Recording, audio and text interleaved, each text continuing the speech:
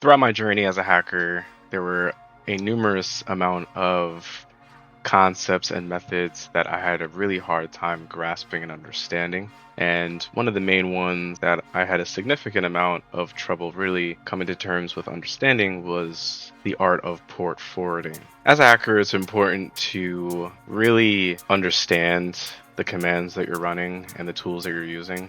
The idea of spraying and praying can really end up bad or lead you really to nowhere in terms of trying to gain access to different systems and servers and domains and things of that nature. If you don't know what you're running and you essentially don't know where to look and how to navigate yourself throughout an environment. So it's really important to understand concepts deeply. Doesn't necessarily mean you have to memorize commands and things like that, but know what things are doing, because when you know what things are doing, you essentially know where to move next, and that's really is the most important thing. So here we have this nice little article by DigitalOcean that they have provided to us. It gives us a nice little explanation of SSH port forwarding and the different types of SSH port forwarding. Of course, we see here we have local, we have remote, and we have dynamic. All three have their own different use cases and are very beneficial depending on what it is you're trying to accomplish during your assessment. So if we scroll down a little bit, we can start off with the first little paragraph. It says, what is SSH port forwarding? Secure shell port forwarding, often called SSH tunneling, is a powerful technique that redirects network traffic through an encrypted SSH connection. This method creates a secure tunnel between two computers, allowing you to safely transmit data even across unsecured networks like public Wi-Fi or the internet. So essentially what this means is the art of port forwarding. What it does is it just sets up a secure connection between two different devices with the goal in mind of just transmitting data, right? I mean, that's essentially what all, networking really is. It's just the transmit of data.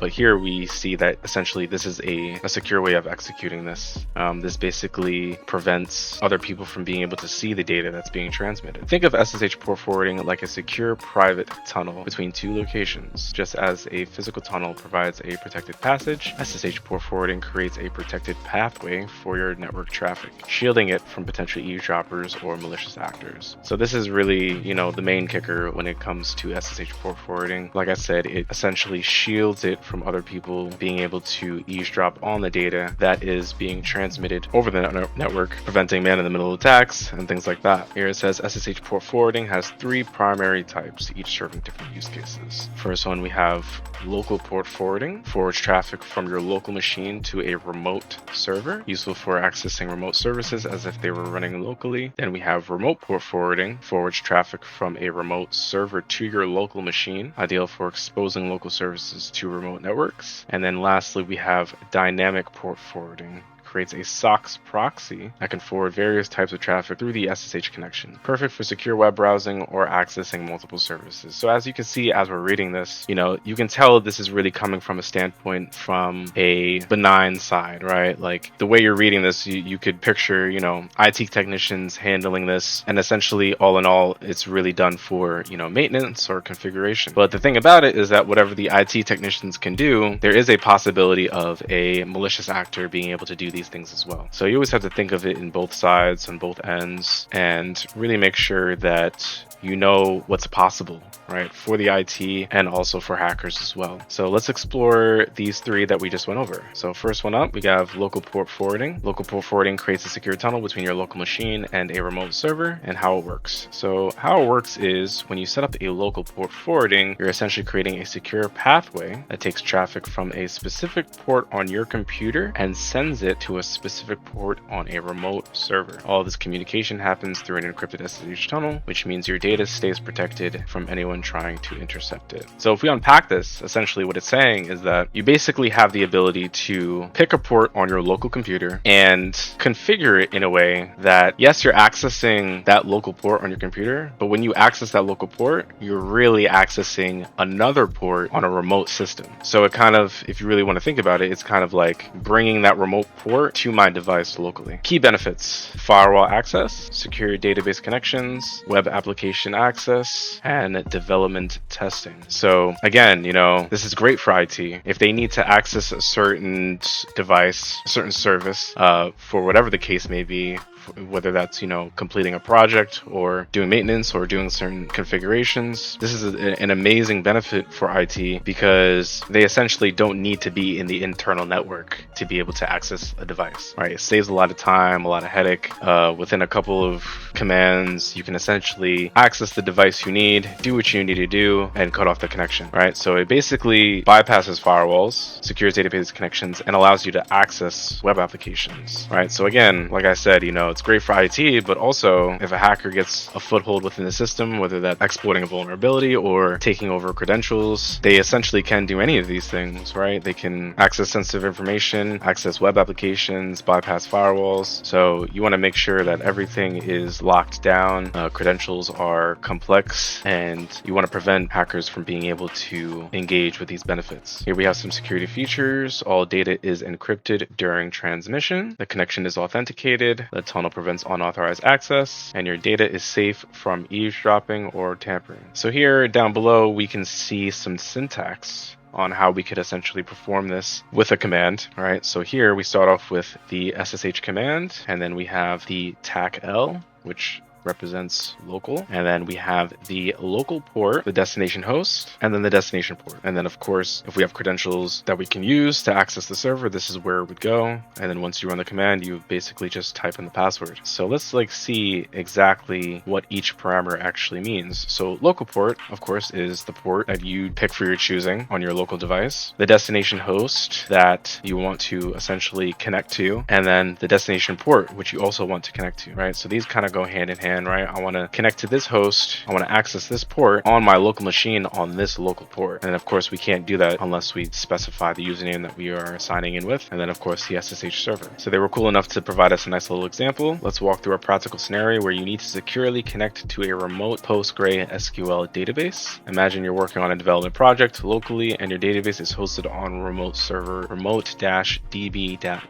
Running PostgreSQL on its default port 5432. To establish a secure connection, you would use a local port forwarding like this, right? So again, SSH TACL 5433, which is the port that we have locally on our machine that we want to use. Then it is specified as localhost, which is the destination host that we are connecting to, and then the destination port right here, and then of course the credentials. All right, so basically what's going on here is I want to open up this port on my local machine. I want it to be available, and then I also want to connect this port to the destination host, the local host, on that destination host port. All right, so essentially anytime I interact with this port on my local machine, I'm really interacting with this port on the remote device. Again, very useful, but very dangerous if in the hands of a hacker. So here they go again, explaining it. They say now connecting to localhost 543, locally forged traffic securely to the PostgreSQL database on remote-db.com. This means any application configured to connect to localhost 5433 will actually be communicating with the remote database through an encrypted SSH tunnel.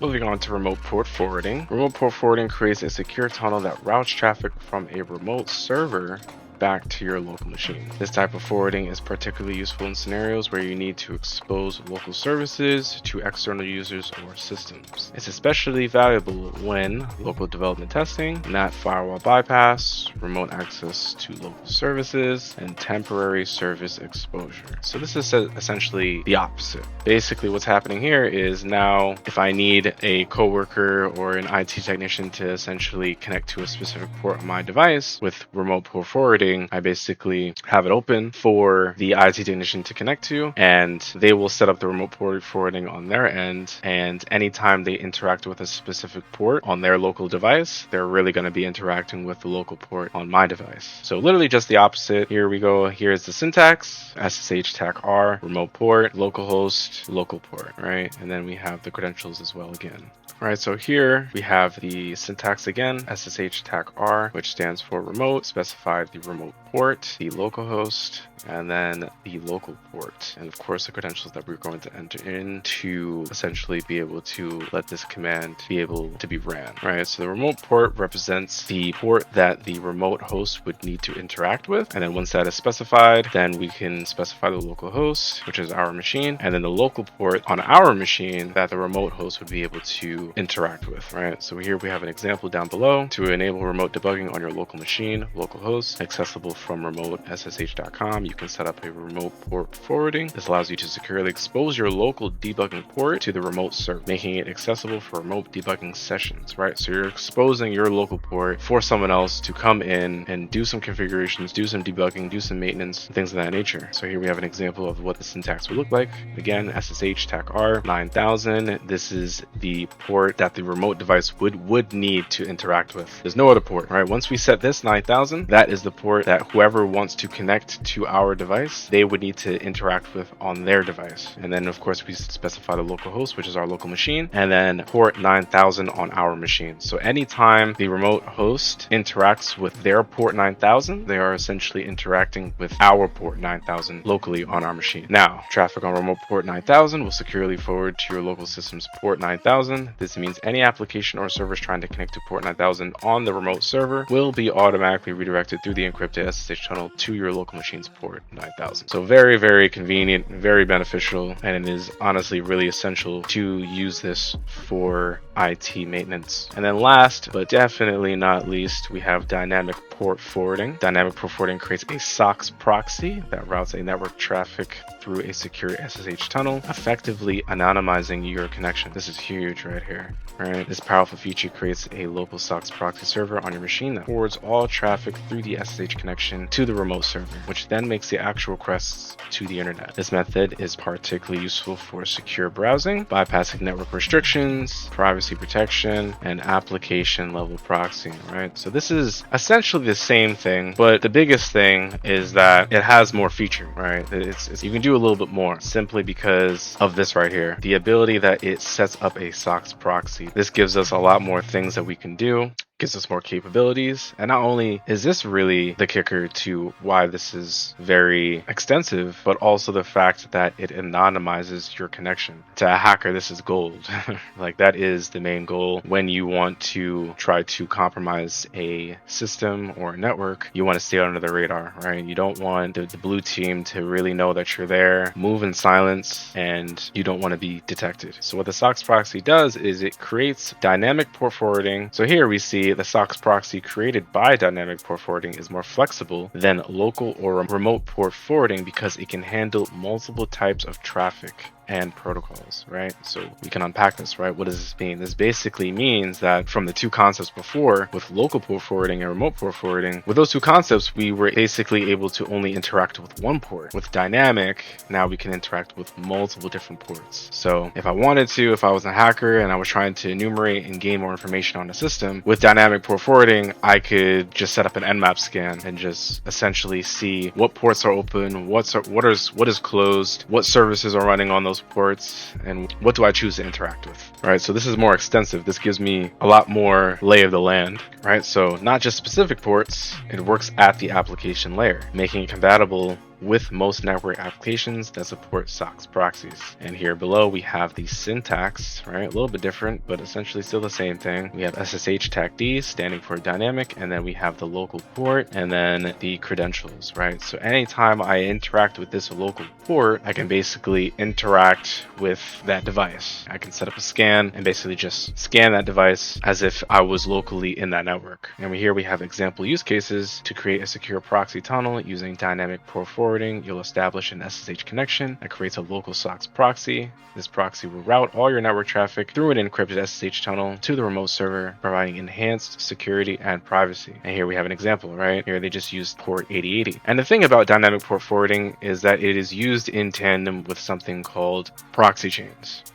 And here I have a nice little ChatGPT, little prompt that I put in where it essentially explains what proxy chains does, which essentially is, and what it does is you have proxy chains, you go into the configuration file and you set up the port, right, 8080 to the same one that you had set up to the dynamic port forward. Go into the configuration file, edit the port, and essentially anytime you interact with that port, you are able to scan the device. So you run proxy chains, you run the nmaps scan, input whatever flags you need, and then you put in the IP address. And since you put the port 8080 in a configuration file, proxy chains already essentially knows to interact with that file. So this is something that is very common that hackers use to be able to enumerate into internal networks that they know that they don't have access to, and it allows them to move laterally, pivot, and take over the whole entire network. So these are really the three main domains within port forwarding that are pretty essential as a hacker that you definitely should know, because it really comes in handy when you want to laterally move within a network. And there's so much more information within this article. We'll definitely recommend you guys reading this article just to really get an understanding of what actually port forwarding does. Of course, they have SSH port forwarding on multiple ports, Windows, Linux, all different types, where they really dive deep into the intricacies of port forwarding. And I will most definitely put a link down below just so you can read it on your own. Really appreciate you for watching.